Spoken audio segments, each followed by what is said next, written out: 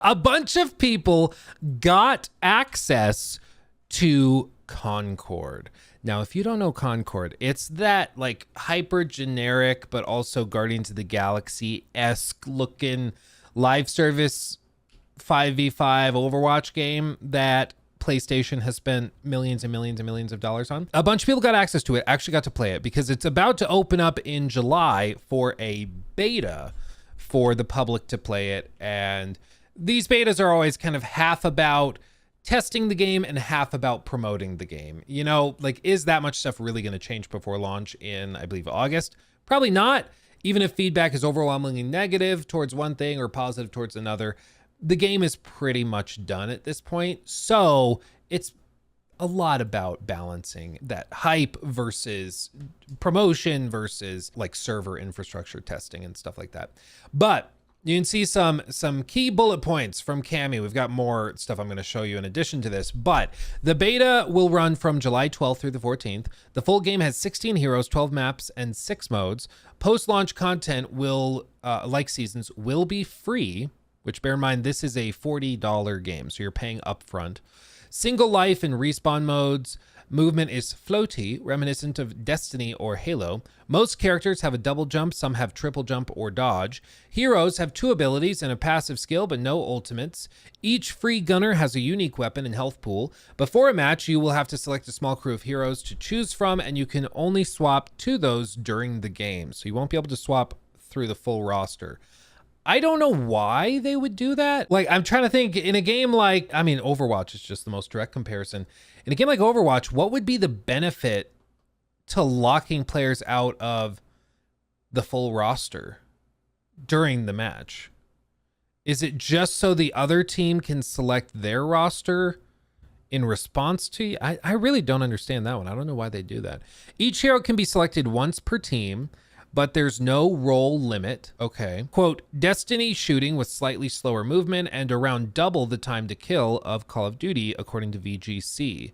And it will have weekly story vignettes. These were those cutscenes where they said every week they'd have like a new little 2-minute cutscene that they'd release. I don't know how important that is in a game like this, but really, I think it's just going to be hard for the game to break past the fact that they are pitching this as something that players will find cool. And I don't understand, like, we've got some Veruca Salt looking blueberry ass cosmetics, and I just don't understand like who signed off. Like, I'm genuinely just stunned. I mean, people see this and they will mock it incessantly, and I don't understand how anybody would not realize that. Like, how did they not realize this?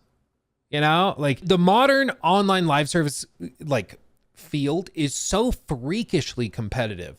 You can't make a single mistake. Like, you have to pretty much run it perfect to find success. And when you do that, you have like a Helldivers 2 situation where you just pop off, make ridiculous amounts of money, you're going viral constantly. It could be super successful, but you cannot have a single slip up. And like, pitching this, I just think is a bold choice. They do reveal Concord's monetized content will be exclusively cosmetic, they say. That's cool. There are combat traits.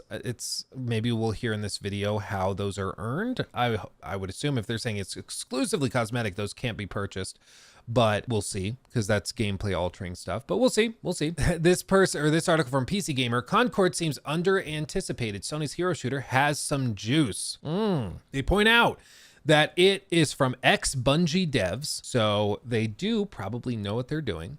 But once again, here's the rub with all of this. Concord is fighting an uphill battle, because even if the game is pretty good, that for games like this is not enough, because already you have established franchises like, I don't even know, I mean, I would imagine they're targeting mostly Overwatch players. They're targeting a lot of like maybe Valorant players, but this isn't as hardcore as Valorant and it's a different play style. So even that I think is a stretch. I just like, most of the player base they're going after is probably already playing Overwatch. And this game, if it's pretty good, Overwatch players might pop in and try it for a little bit. but I just don't know if there's enough here to really get them to stick to it. I really don't know. And looking at the gameplay, it's not screaming, like I see the comparisons to Destiny. I can understand why they're doing that. Because it doesn't even seem to play that closely to Overwatch in terms of the TTK, in terms of the balance of heroes versus healers, tank versus DPS and stuff like that. So I think it's going to try and find its own niche, but those players have to come from somewhere. Like that's what I've never understood about this type of pursuit, is those players are currently out there. Like they are playing something, and this game has to be good enough to pull them away from whatever that something is. That roll animation looks super disorienting, where the camera pans out from the first person perspective for the roll. I understand they're doing that probably because the roll is super disorienting if you stayed in first person, but man, it looks super disorienting to go from first person, roll into third person, and then go back to first person. Like, just give me a slide instead of the roll. Why did you do that? With all this, I can understand maybe some people would eat it up, but it has to be good enough for you to move from whatever your current live service game is, and it has to be good enough for you to convince your friends to move from whatever they're playing.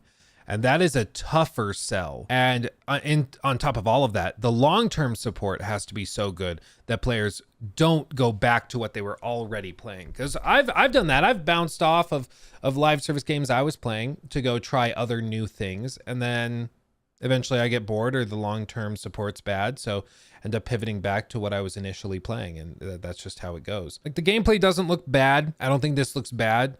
But it's much less Overwatch and certainly more Destiny than I was expecting. Whether that's a good or bad thing, I genuinely don't know. What do you guys think in chat? Do you think that this looks solid? Let me know your thoughts. I still think charging $40 for this thing is a real stretch. I think they did that for Helldivers 2, and they got real lucky that that game popped off. I don't think that works here, personally. I don't think that works here. Let's see, but PC Gamer, like I said that it's got juice. So what do they say? There are some obvious similarities between Concord and Overwatch. Both feature a bunch of characters with unique guns, but it's also obvious that a bunch of ex-Bungie devs work at developer Firewalk Studios. Most characters have double jumps. One I played had a triple jump, and another could temporarily hover. They can also dodge, which briefly pulls the camera into the third person like Destiny 2 Super. On the multi-level maps, these abilities lead to fun Halo-like chase scenes.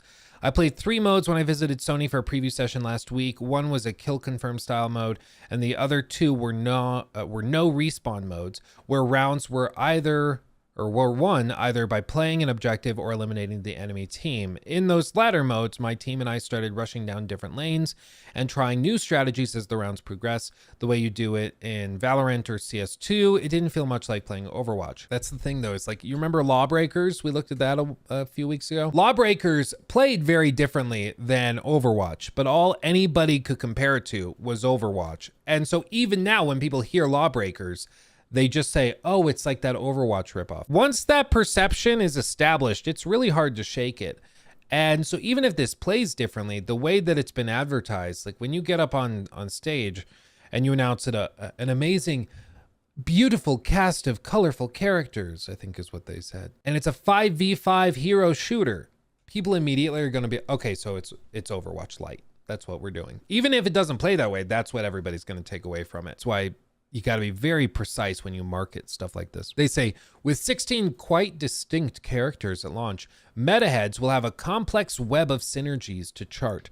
The characters are substantially different from each other in terms of mobility, deadliness, utility, and durability, and there are variations even within categories. One tank has 250 health, another has 300. I also clocked health pools of 220, 200, and 170 in the 10 characters I checked out. Along with their unique guns, Concord's heroes also have 2 abilities and passive skill, though interestingly, no ultimate abilities. I didn't miss them, honestly. It's obviously exciting to alter the outcome of an Overwatch or Valorant match with the perfectly timed ult, but the victory always feels a little hollow to me. I'd rather win by barely pulling off a desperate double kill than filling up a meter and going Super Saiyan. That's probably just a matter of opinion. I don't know. I like ultimates. I find it fun, especially balancing it. saving all your ults for the very end of the match and everything just goes totally chaotic. That can be really fun. But anyway, what makes Concord a certain type of shooter in my mind is its defining quality, aside from the multi-tiered maps and floaty jumping, is its emphasis on quickly cycling through weapons and abilities. The guns don't have big magazines and reloading isn't fast, so finishing blows often comes from a sidearm or special ability. Haymar, for example, can hover over the battlefield temporarily and fires a nasty flaming crossbow bolts, but they don't kill in one hit, and she has to load a new bolt after each shot. A good player just doesn't just rely on bolts then, following them with her flashbang orb to disorient targets before finish them with a melee attack, or with her other ability, a flame wall. I could see this end up being a really annoying thing. Like, you boot up the game, you're excited to try it, and you're just constantly getting killed because you didn't reload at the right time, or because the TTK is longer, so people are struggling with it. I could see that being annoying. Here are some of the other characters I sampled and their weapons and abilities. Teo, your standard soldier guy, automatic rifle, so soldier 76. Lennox, the hot sauce, enjoying alien. Oh, this guy. This is like the Cassidy McCree, whatever character. Starchild, big guy with a big shotgun, has a special melee attack and charge, can be overwhelmed by swarming enemies if he gets in too deep. It's like a Mauga, but with a shotgun instead. The sniper, okay, so Widowmaker. Raka, the rocket raccoon of the group, she can triple jump and has an aerial slam attack, so like Farah. Daw, healer with burst firing rifle, can deploy healing pads and domes that block both incoming and outgoing damage. These are persistent between rounds. Didn't like his gun, but I like the challenge of finding a good spot for a healing pad. And then one-off, big robot with the most health of all of the characters I played, can suck up projectiles with his vacuum. Oh, so it's just Diva. Okay. It's just Diva, dude. Oh, man. I didn't think there'd just be one-to-one characters. That's funny. Okay. Swap Meet. Concord has a novel character selection system that lightly discourages the common hero shooter behavior of maining one character. There are 6 character roles and each has an associated bonus. Tacticians get increased reload speed, for instance. The interesting thing is that when you pick a character with a different role between rounds or spawns, you keep the bonuses from roles you previously selected in that game, increasing your power as it progresses. You also can't pick from the full 16 character roster. Before you start playing, you have to construct and save a smaller crew to pick from, sort of like a deck. You can build more than one of these crews, but can only take one into a given match. Having not seen high-level play, the benefits of the system are still theoretical to me, but ideally it'll amplify healthy behaviors like switching to roles your team lacks or consciously countering the other team's picks. Yeah, I can understand the thought process, but for the casual gamer that, again, is probably coming off of an Overwatch or a similar game where you can just freely select heroes, I think it's just going to feel weird, especially for the first month or so of the game's life, when you want to experiment with lots of characters, to go into a match and then you just can't. I could see that being frustrating. Maybe it works really, really well, but that's what I'm less sold on. One thing about Concord that hasn't clicked for me yet are the characters' personalities. If somebody that went to one of these preview events is saying this, red flag, but let's see. Let's hear them out. The personalities haven't clicked yet. The developers emphasize that despite their fantastical sci-fi backgrounds, these are just regular people. They're relatable, guys. They're relatable. Just like you and me. Just like me. He likes hot sauce just like you and me. A bit too regular, maybe. It's like the Hitchhiker's Guide to the Galaxy, but instead of neurotic eccentrics, we have a guy who likes hot sauce and a sentient robots who developed normal personalities.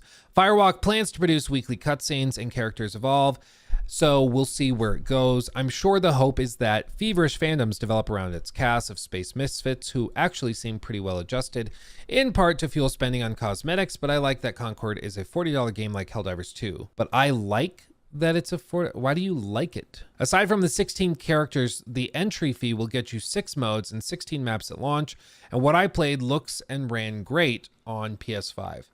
Okay, I'll be nice. I'll shut up and then we'll read the rest of it and then I'll offer my thoughts.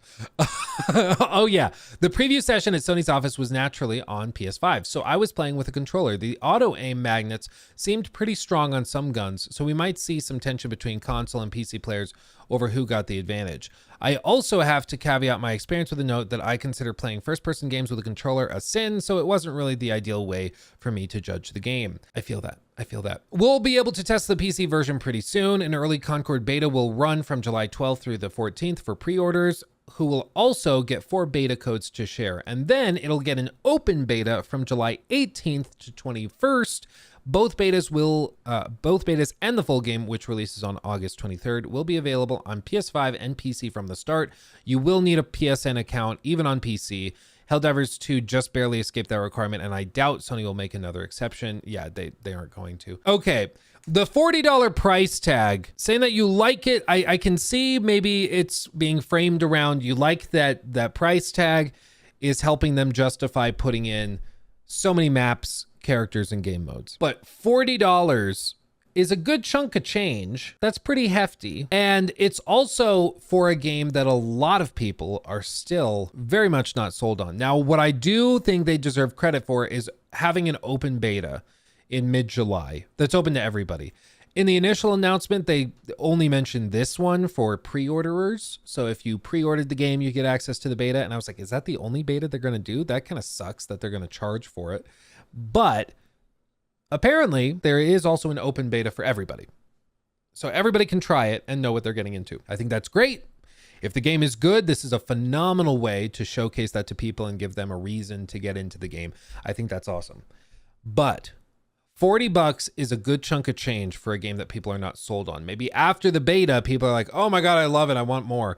But even with that, other games like the finals that had open betas and stuff for a long time before the game launched, even those games that I'm correct me if I'm wrong, I'm pretty sure the finals is free to play. They still have a barrier to entry because with how competitive these things are, you still have a challenge to overcome in just getting people to download the game and not play that other game they've been playing with their friends for a night or 2 nights or 3 nights while they try it. Can anybody other than Helldivers 2, which is pretty unique, are there any other recent live service games that are like 30, 40, 50 bucks that have been successful? The most recent one was Suicide Squad, which was 70, and that of course was a catastrophic failure. But other than that, Helldivers 2 is the other most recent one, which was pretty exceptional. X-Defiant is free to play. Battleborn, Destiny's DLC. Yeah, because it's a DLC, it probably is its own thing. I was trying to think of other paid multiplayer experiences, but Siege is also like, what, a decade old? I mean, it's been around forever. Basically what I'm getting at is I don't know if this is like still a really viable thing to consistently do. Helldivers 2 was such an exception to the rule because it was exceptional. And I don't know if you should make broader business decisions based on those exceptional circumstances. Like Helldivers 2 became meme worthy. It became a viral sensation. Everybody was talking about it and playing it and eating it up. And I don't see that same hype level for Concord. Now, maybe it does get there. Maybe after the betas, people are that stoked on it that it actually does come in and just curb stomp Overwatch and other games. You know, more competition in this realm is good. Don't get me wrong. I hope that the game's good. I hope we end up loving it. I hope we get more good games that we can sink our teeth into. But there is a big uphill battle that they're fighting here. And they got to knock these betas out of the freaking park. I mean, they got to really blow people away with these. Final Fantasy 14, it's an MMO, but keeps getting $40 updates. Yeah, but I don't know what, like Final Fantasy 14, I don't know how many new players they're attracting. I know people that are super into Final Fantasy 14. I don't know anybody who plays Final Fantasy 14 who hasn't been playing it for years and years. As far as I know, they've all been playing it for ages. Final verdict. I'm gonna do a poll for everybody. Okay, we're gonna do a straw poll to wrap up this segment. We're gonna do a straw poll. Everybody can vote on it, and all I'm going to ask is, do you think Concord is still around in fall 2025. So after a year has passed, do you think it's still around? Okay, we're just gonna do a straight yes or no. Okay, just a straight yes or no. And then I'm going to paste this into chat for everybody and go ahead and vote, and we'll see where you guys land. I think it will be around, but I don't think it will be receiving weekly cutscene updates. I don't think it'll be receiving the same like DLC support. I don't think it's getting that level of stuff. I think it's gonna be like, we're gonna slow down production of cosmetics and stuff, and they'll put it on like a skeleton crew, kind of like Suicide Squad. That's kind of my expectation. It's my guess. Life support basically, yeah, like they won't fully shut it down, but I don't think they're gonna be supporting it anywhere near as heavily as they will in the first like few months. While you guys are doing that, Joe, thank you for that. I love how we get this live service mess, but not Spider-Man, the Great Web, or the Last of Us factions. Well, so I've told you guys before, I tend to be a little bit more forgiving sort of when it comes to like the live service or when it comes to cancellations rather, because like these companies, you've seen what they do for some of these projects that end up being just total garbage. They still release them, right? Like they still put them out. And so for a company like Sony to cancel a game fully, that to me would suggest that it was real bad. Like if they canceled The Last of Us factions, they really thought, and there might have been extenuating circumstances here and there, but it would seem that they thought there was really no chance that thing would give them any sort of kickback. If they were willing to do that, if they were willing to fully cancel it and just walk away, that's pretty wild. I think Last of Us Factions was an interesting concept, but I'm not one of these people that's like, I think it actually would have been amazing and I think they should still release it. If they canceled it, it probably is because it really was not where it needed to be. You know, like that's my guess, because they wouldn't just cancel it for no reason. They wouldn't just walk away from it if they could make a little bit of money off of it. So the fact that they just totally canceled it to me would suggest that they were confident that this was not going to actually like turn out well. So after all that, 67% of you guys are saying no, it will not exist in fall of 2025, and 32% of you are saying it will, which is not a great split, honestly, but there's that. He took my thing.